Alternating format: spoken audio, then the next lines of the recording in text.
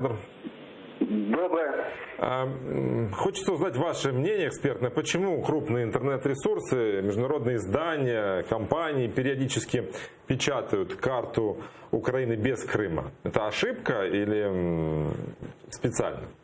Вот конкретно в случае с Apple, как вы думаете, что это? Дело в том, что в зависимости от того, из какой страны вы заходите, вы можете получить разную картинку. То есть, если вы заходите из Украины, вы можете, например, получить картинку, что Крым украинский, а если вы заходите из России, то можете получить картинку, что Крым России. Да, это...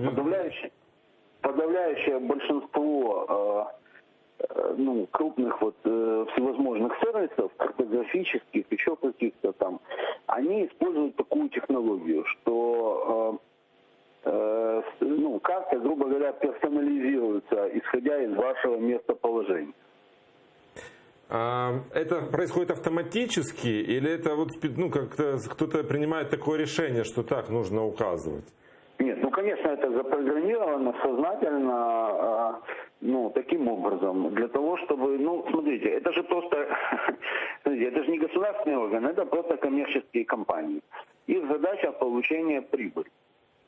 По большому счету мы должны понимать, что им, в общем, все равно там на наше с вами или на там российское, там еще на какое-то мироощущение.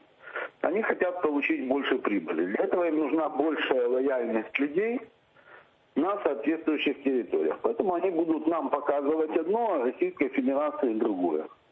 Значит ли это, что нужна какая-то наша более четкая реакция, более понятные месседжи для этих компаний, чтобы они понимали, чей Крым? Мы можем на это реагировать, и, скорее всего, это и нужно делать, но, честно говоря, это такое, знаете, мы реагировать будем, но они все равно будут гнуть, так сказать, свою линию, потому что это коммерческие организации, они, в общем, независимые, и на них оказать какое-либо воздействие вряд ли. А были какие-то примеры, когда они услышали нашу позицию и переставали идентифицировать Крым как российский?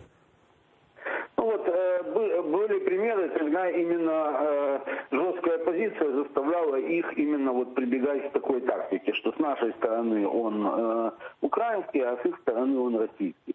То есть кто-то, кто рисовал его совсем российским, он менял свою стратегию на такую. Это, в общем, такая распространенная практика.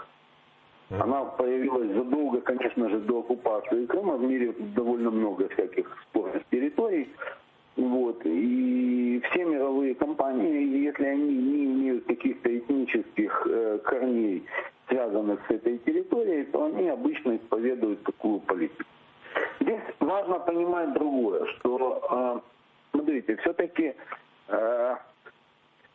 понятно, что мы не должны позволять забывать о том, что Крым оккупирован и что это украинская территория, но здесь нужно понимать, что, знаете, я всем по этому поводу говорю, что была всего одна страна из крупных развитых стран, которая не признала оккупацию прибалтийских республик.